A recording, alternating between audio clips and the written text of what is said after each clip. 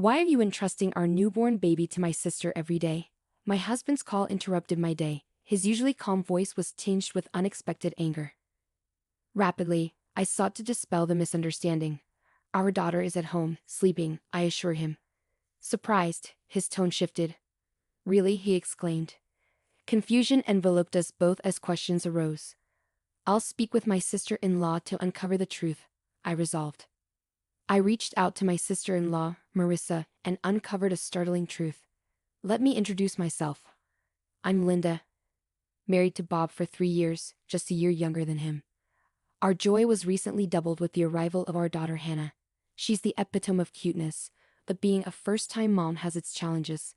With my parents living far away, I didn't have the luxury of heading back home after childbirth. Since leaving the hospital, I've been navigating this new world solo during the day. I must admit, I've been getting by, largely thanks to Bob's unwavering support. Despite his long work hours, he's always there for Hannah and me, never once complaining. His gentle demeanor eases any parenting stresses I encounter, whether it's struggling to soothe Hannah to sleep or tending to her cries in the dead of night. His presence has been a lifeline, and I'm immensely grateful for it. So you can imagine my shock when he called, his voice laced with unexpected frustration. Linda. Mom just called me. What's going on? He demanded. Confused, I replied, Your mom? What are you talking about? Why would we leave our newborn with Marissa every day? His mention of Marissa caught me off guard. She's Bob's sister, residing just a short walk away with their parents. Marissa, working from home, also takes care of her mother, making her quite flexible with her time. My husband's critique persisted. Leaving a 3-week-old baby, I couldn't fathom doing that. Marissa hasn't cared for a baby before. I get that you're tired post-birth, but you should have talked to me before entrusting her to Marissa, he expressed, his worry palpable. His distress signaled that this was no ordinary misunderstanding. Wait, I'm lost. Marissa caring for a newborn. Why did your mom call you? Why would I need your consultation? What do you mean? Leaving Hannah with Marissa? Have I been doing that? I countered, utterly bewildered. It's been nearly 2 weeks. Marissa didn't complain, not wanting to strain your relationship, but Mom couldn't stay silent, he clarified. Bob's revelation stunned me. It was a narrative I had no recollection of, with my daughter right beside me. With numerous questions swirling, I prioritized clearing the confusion. Swiftly, I assured him, our daughter's at home, asleep. She's right here with me. Bob's astonishment resurfaced. What do you mean? He inquired. I'm just as confused as you are. Honestly, I've been following the advice to keep newborns indoors, so besides medical appointments, I haven't been anywhere. I haven't even visited your family's house, and it's been a while since Marissa came over after Hannah's birth, I clarified. Then whose baby is Marissa caring for? Bob pondered aloud. I wish I knew. Why would Marissa fabricate looking after our baby? Each question seemed to spiral into another, leaving us both puzzled. As the lunch break chimes sounded through the phone, I made a decision. I need to speak with Marissa. I want to understand why she might concoct such a lie. If there's a misunderstanding and she thinks she's caring for Hannah, that's concerning. I'll also call Mom, I announced. Bob paused before expressing his regret. I'm sorry for doubting you. I was just really worried about Hannah. It's all right. You're concerned about Hannah, aren't you? Besides, when I told you she's right here, you didn't doubt me. You trusted me, I comforted him. After our call ended, I wasted no time dialing my sister-in-law's number. Marissa, do you have a moment? There's something I need to discuss, I started. Linda, I need to talk to you too, Marissa replied. Marissa and Bob are close in age, which is why she's the same age as me despite being my sister-in-law.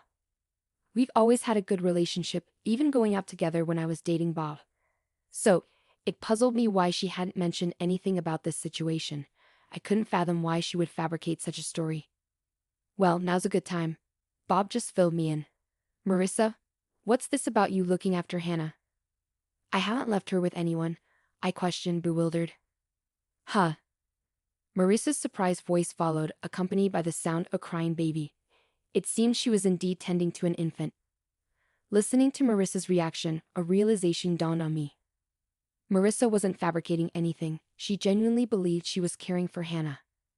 To dispel her misconception, I began to explain the truth. To dispel her misconception, I began to explain the truth. Hannah's right here with me, fast asleep. I'm really baffled by all of this. But how did you end up with a baby, Marissa? And why do you think it was Hannah? I asked, seeking clarity. Marissa replied, shedding light on the situation.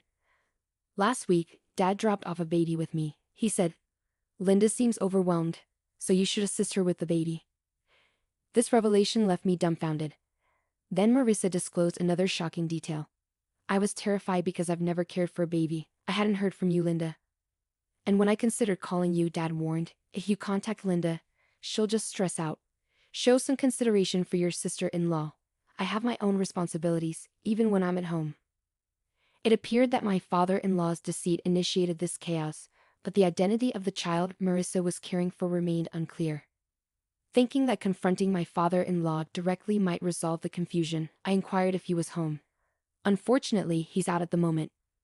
Lately, he returns home late in the evening, takes the child Marissa's been tending to, claiming he'll return her to Linda, then leaves again. He usually returns in about 20 to 30 minutes, Marissa explained. Frustrated by my father-in-law's manipulation involving my daughter and me, I felt compelled to address the situation head-on. I understand. I'll discuss this with Bob, but we might visit tonight, I decided before ending the call.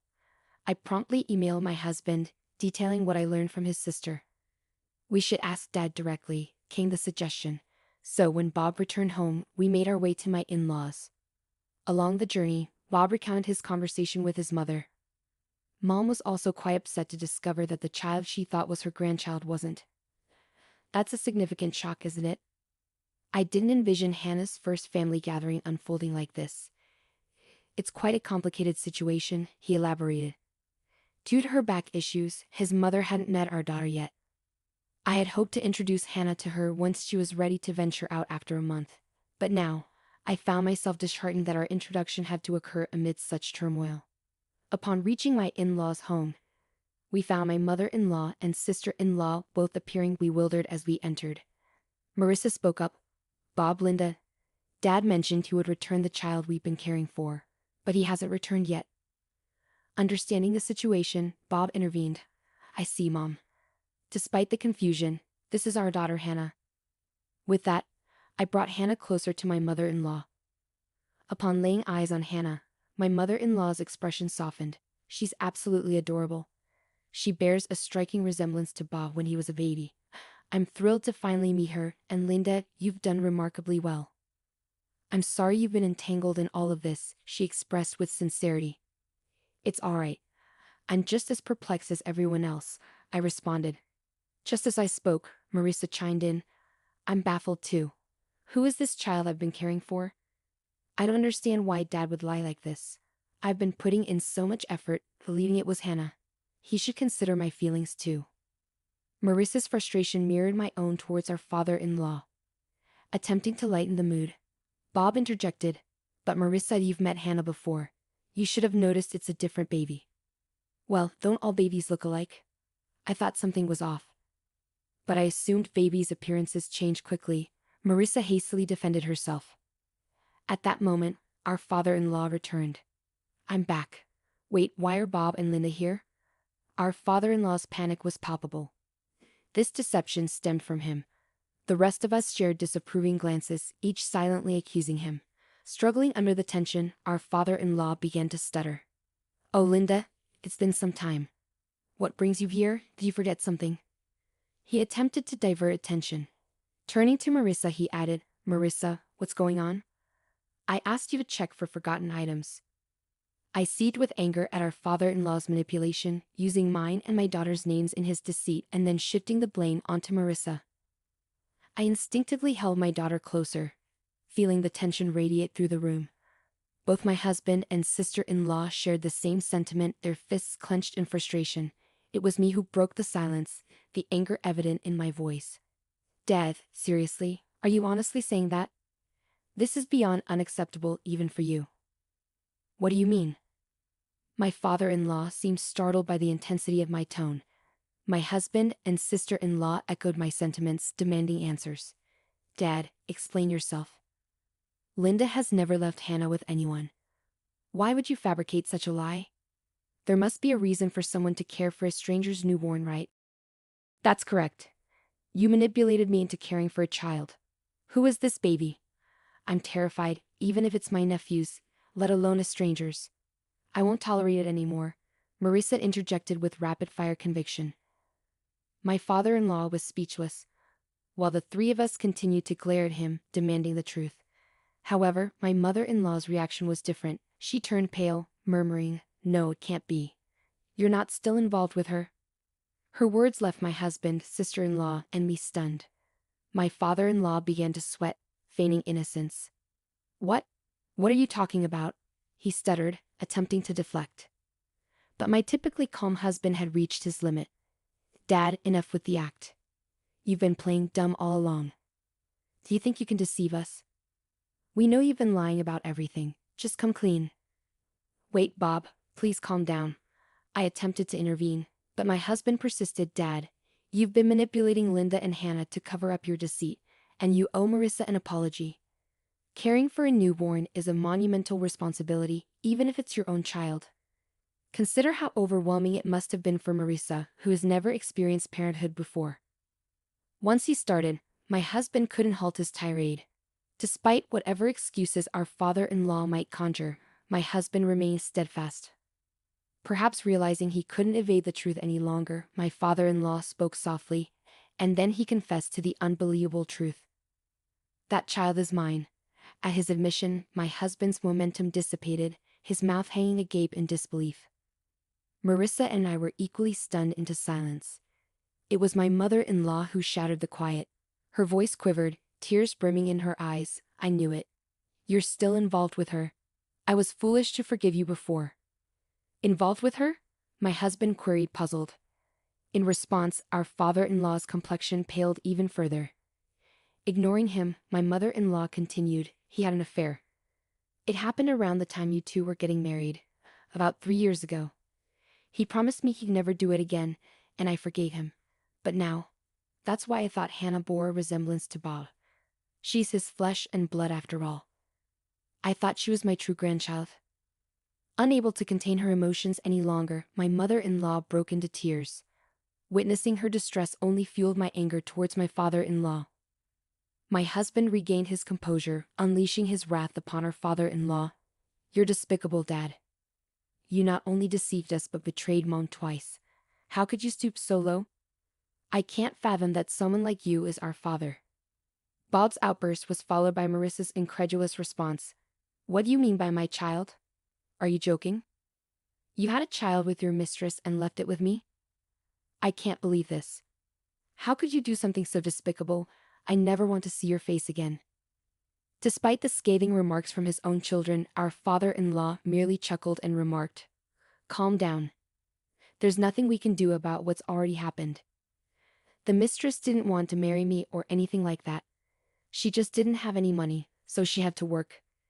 In the meantime, I had to take care of the child." I couldn't bear witnessing my father-in-law's callousness. Enough.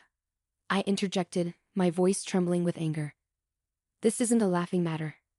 A life has been brought into this world. Do you grasp the gravity of that at your age? My father-in-law seemed taken aback, losing his balance and falling onto the ground. However, instead of offering assistance, Bob and Marissa hurled insults. You worthless old man, you're no longer our father. I can't even stand to look at you. Get out of our sight, they exclaimed. Even faced with their fury, my father-in-law attempted to downplay the situation, saying, "Don't say such things." My lips tensed as I stared daggers at my father-in-law. I no longer have the patience to tolerate someone like you. Let's get divorced, I declared firmly. My father-in-law's smile vanished, his face contorting with wrinkles as he became serious. But didn't you forgive me last time? He pleaded. However, his attempt at manipulation was futile. Yes, I forgave you for your infidelity, but I won't tolerate your disrespect any longer, I retorted. If having you out of our lives brings peace to our home, then so be it. And as for my survival, I'll manage just fine without you, I added. As my father-in-law clung to my mother-in-law's feet, I watched him with disdain. Bob and Marissa mirrored my sentiments, their gazes cold and unwavering. It was evident that everyone in the room had reached their limit with my father-in-law. Marissa erupted in anger. I'll take care of Mom, so we'll be fine without you. But how do you plan to live? You've always relied on Mom for everything from cooking to laundry. Marissa's words visibly rattled my father-in-law. He turned to my mother-in-law with pleading eyes. You wouldn't leave me, would you? We spent decades together. You can't imagine life without me, can you? However, his hopes were swiftly dashed as my mother-in-law shook off his clinging arm. Stop kidding yourself. How much do you need to degrade people to feel satisfied? Who would want to stay with a cheater like you? I'm filing for divorce right now. If you're so fond of her, why don't you go be with your mistress? My mother-in-law snapped, her voice firm and resolute. What? Wait, let's talk. We can fix this. That woman meant nothing to me. You're the only one I love. My father-in-law pleaded, clutching onto my mother-in-law once more, but he was met with another wave of Marissa's fury. Talking to someone who refuses to acknowledge their mistakes is pointless. We're leaving this place soon, and Mom is coming with us. Until we're gone, stay away from home, Dad. I never want to see you again. Now get out. Marissa demanded, attempting to forcefully escort my father-in-law out. When he refused to budge, Bob had to physically drag him away. Please wait. Give me another chance, just one more. My father-in-law pleaded until the very end, but his pleas fell on deaf ears as nobody paid him any attention. As Marissa had foreseen, my father-in-law's life spiraled into chaos. Struggling to manage even the simplest tasks, he found himself unable to tolerate the growing clutter and filth in his home. Desperate for assistance, he turned to his mistress, only to be met with rejection at her doorstep. It appeared she had no intention of marrying him either. With no one left to care for the children, his mistress was unable to work, leading to financial strain. She began pressing my father-in-law for alimony, even resorting to legal action to secure child support. Meanwhile, my sister-in-law and mother-in-law relocated to an apartment not far from ours. As over a month had passed since Hannah's birth, I started visiting them more frequently, accompanied by Hannah. I maintained my amicable relationship with Marissa, acting as if nothing had changed, and my bond with my mother-in-law remained strong. Moving forward, I'm determined to raise my daughter to the best of my abilities, with the support of my husband, sister-in-law, and mother-in-law by my side.